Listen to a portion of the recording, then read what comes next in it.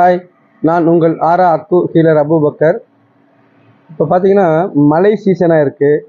நிறைய இடங்களில் சளி, அது இல்லாமல் மூக்கடைப்பு, மூக்கில் நீர் வடிகிறது, அது இல்லாமல் தொண்டை கரகரப்பு, இது மாதிரியான பாதிப்புகள் அதிகமாக இருக்குது.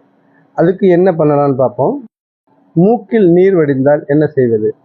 மூக்கின் 2 பக்கவாட்டு பகுதிகளிலும் ஒரு மிதமான சுழற்சி மற்றும் ஒரு மிதமான அழுத்தம் கொடுத்து எடுக்கலாம்.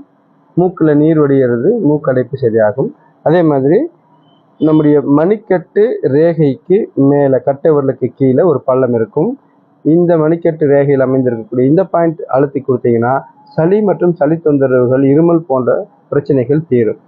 அது இல்லாமல் பார்த்தீங்கன்னா தொண்டை கரகரப்பு ஏற்பட்டால் இந்த தொண்டை குழியில், காலர் போன் 2 இணைக்கக்கூடிய இந்த இடத்துல தொண்டை குழியில் அழுத்தி விட்டீங்கன்னா தொண்டை கரகரப்பு நீங்கும். இதை பயன்படுத்தி பாருங்கள். மற்றவர்களுக்கும் ஷேர் பண்ணுங்கள்.